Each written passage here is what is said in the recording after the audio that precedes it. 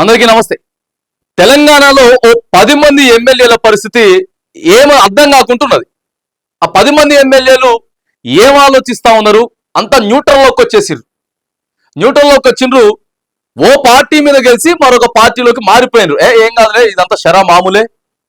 గతంలో 2014లో కేసీఆర్ గెలిచినప్పుడు కాంగ్రెస్ వాళ్ళంతా బీఆర్ఎస్ లోకి పోలేదా? మళ్ళీ ఆ తర్వాత 2018లో కూడా మొత్తం కాంగ్రెస్ వాళ్ళంతా బీఆర్ఎస్ లోకి పోయినారు కదా, మంచిగా అధికారాన్ని అనుభవించారు. రైట్, ఇక మనం కూడా పార్టీ మారేయాలి.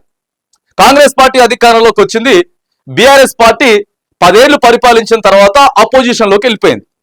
సో బీఆర్ఎస్ పార్టీ మీద గెలిచినటువంటి బీఆర్ఎస్ బీఫామ్ మీద గెలిచినటువంటి ఓ 10 మంది ఎమ్మెల్యేలు ఏం కాదు అంత బాగానే ఉంటుందని చెప్పి టక్కన పార్టీ మారింది. సో అక్కడి నుంచి స్టార్ట్ అయింది అసలు కథ. బీఆర్ఎస్ వాళ్ళు సీదా కోర్టుకు పోయినారు, హైకోర్టు నుంచి సుప్రీంకోర్టుకు పోయినారు. రకరకాలుగా ఇబ్బంది పెట్టేటటువంటి ప్రయత్నం చేస్తా ఉన్నారు.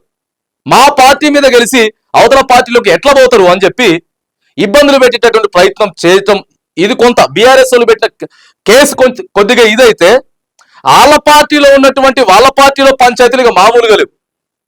ఆడేమో ఓడిపోయినటువంటి ఎమ్మెల్యే, కాంగ్రెస్ ఎమ్మెల్యే నియోజకవర్గానికి ఇన్ఛార్జిగా ఉంటాడు. గెలిచిన ఎమ్మెల్యేనేమో ఆడికెళ్ళి ఎమ్మెల్యేగా ఆయన నడుస్తుంటది, ఆ అధికార పార్టీలోకి పోయింది. కాబట్టి ప్రధానంగా 10 నియోజకవర్గాలలో మస్తు పంచాయతీ ఉన్నది. ఇక అసలుకే పదవులు లేవు. 10 ఏళ్ల నుంచి ఎదురు చూసిర్రు. అలా అధికారం వచ్చింది. అరే అధికారం వస్తే మంది నడవాలి, అధికారం వస్తే మనకి పదవులు రావాలి. ఆయా బీఆర్ఎస్ లో 2023 ఎన్నికల కంటే ముందు, ఆ తర్వాత ఎన్నికలు అయిపోయిన తర్వాత పార్టీ మారిన వాళ్ళందరికీ ఏమో గ్రీన్ కార్పెట్లు వేసాం, పదవులు ఇచ్చేస్తా ఉన్నారు. 10 సంవత్సరాల నుంచి బీఆర్ఎస్ పార్టీ వాళ్ళు పెట్టినటువంటి కేసులు ఏవైతే ఉన్నాయో వాటన్నిటిని తట్టుకొని ఇవాళ మేము నిక్కార్సిగా నిలబడితే మమ్మల్ని ఏమో ఎన్నికలైనా నిలబెడతా ఉన్నారు. ఏంది పంచాయతీ అని చెప్పి 10 నియోజకవర్గాలలో ఈ లొల్లి. అవి ఎందుకు వచ్చినా బాబు, అసలు రాకుంటుండే అందులోనే ఉంటే అయిపోయేది అని చెప్పేసి ఈ 10 నియోజకవర్గాల ప్రజలు ఎమ్మెల్యేలు ఆలోచన చేస్తా ఉంటే, ఓవైపు కేసు స్పీకర్కి నోటీసులు పంపించింది సుప్రీంకోర్టు. ఈ నెల 25 తారీఖు, మార్చి 25వ తారీఖు లోపు అటో ఇటో తేల్చాల పంచాయతీ. వాళ్ళు ఎట్లా అనర్హత వేటు వేయరు, సుప్రీం తీసుకోరు, స్పీకర్ తీసుకోడు, కానీ ఆడికెళ్ళి కోర్టే తీసుకునేటట్టు కనపడతా ఉన్నది.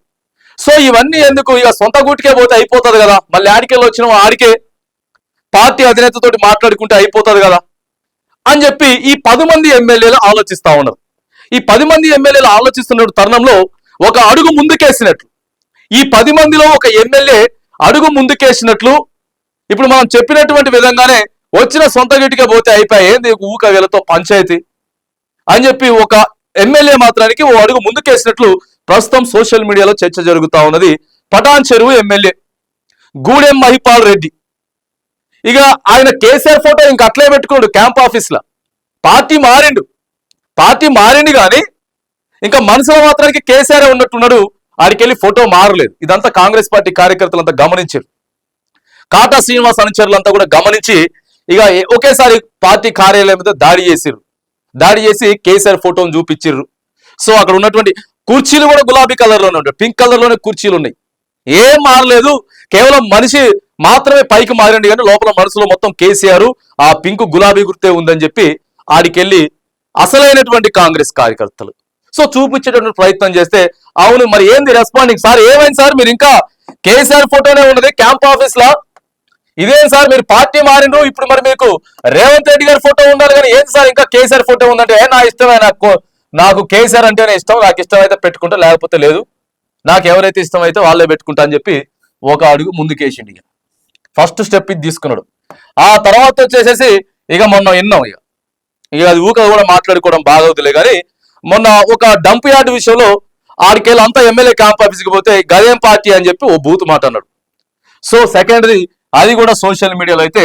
ఇక మూడవది డైరెక్ట్ గా ముఖ్యమంత్రి మన కేసీఆర్ ఛాంబర్కి వచ్చిండు, అసెంబ్లీకి వచ్చిండు. నిన్న గవర్నర్ గారి ప్రసంగం ఉంది, అసెంబ్లీ సమావేశాలు ప్రారంభం కాబోతా ఉన్నాయనంటే గూడెం మహిపాల్ రెడ్డి నిన్న సీదా పోయి ఇక వాళ్ళ దగ్గర వాళ్ళది మ్యారేజ్ ఉంటే మ్యారేజ్ కార్డు ఇచ్చేసేసిండు. ఇక సార్ తోటి అప్పటి ఫీలింగ్స్, ఇక ఆ ఫోటో చూస్తే అప్పుడు ఉన్న ఫీలింగ్స్ ఎట్లా, ఇక కేసీఆర్ కి గూడెం మహిపాల్ రెడ్డికి ఉండేటటువంటి అనుబంధం ఏదైతే ఉంటుందో మనం ఒకేసారి ఓ కొన్ని సంవత్సరాల తర్వాత ఫారెన్ నుంచో లేకపోతే యాడికెళ్ళో చూడడంలో చూస్తే ఎంత భావోద్వేగానికి గురవుతామో గూడెం మహిపాల్ రెడ్డి సారు కేసీఆర్ సారు ఇద్దరి మధ్య ఆ కలయిక అంత ఇది కనపడ్డది అనమాట. సార్ అసలు ఆ చూపులో ఎన్నో చెప్పుకోవచ్చు. ఇక గూడెం మహిపాల్ రెడ్డి గారి చూపులో బొచ్చడు రాసుకోవచ్చు మనం. తర్వాత ఇక కేసీఆర్ గారి చూపులో కూడా కొంత ఆడగుడు అంతర్మదనం ఉంది. సో మరి గడిగా సొంత గూటికి చేరేటటువంటి ఆలోచన గూడెం మహిపాల్ రెడ్డికి అయితే కనబడతా ఉంది. ఎందుకంటే వీటన్నిటిని మనం ఎగ్జాంపుల్స్ తీసుకుంటే మాత్రానికి మళ్ళీ ఖచ్చితంగా ఎందుకు ఈడ కాంగ్రెస్ వాళ్ళతో లొల్లి ఊకే లొల్లి, ఆ తర్వాత ఆడికెళ్ళి కోర్టు నుంచి నోటీసులు అంటారు, సుప్రీం స్పీకర్ నోటీసులు అంటారు. సో ఇదంతా పంచాయతీ. మళ్ళీ అసలుకే ఇప్పటికే 15 నెలలు అయిపోయింది. కాంగ్రెస్ పార్టీ మీద కొంత వ్యతిరేకత ఉన్నది. ఇస్తామని చెప్పినటువంటి గ్యారంటీలు ఇవ్వలేకపోయినరు, వాగ్దానాలు అమలు చేయలేకపోయినరు. ఇదంతా ఎందుకు పంచాయతీ?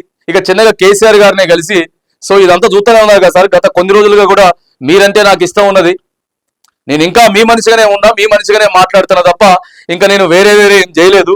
సో కాబట్టి నేను మళ్ళీ బీఆర్ఎస్ లోకే వచ్చేద్దామని చెప్పేసి ఆలోచన చేస్తా ఉన్నా, సొంత గిట్టుకిన మళ్ళీ తీసుకోండి అని చెప్పి గూడెం మహిపాల్ రెడ్డి మాత్రానికి అతి త్వరలోనే ఒక నిర్ణయం తీసుకోబోతా ఉన్నారా అనేటటువంటి చర్చ మాత్రం ప్రస్తుతం సోషల్ మీడియాలో మాత్రం జోరుగా చర్చ జరుగుతా ఉంది. మరి చూడాలా గూడెం మహిపాల్ రెడ్డి గారు ఎలాంటి నిర్ణయం తీసుకోబోతా ఉన్నారు, దానికి తగ్గట్టుగా మరి అవతల బీఆర్ఎస్ పార్టీ అధినేత మరి స్వాగతిస్తారా లేకపోతే ఏం సమాధానం చెప్తారు.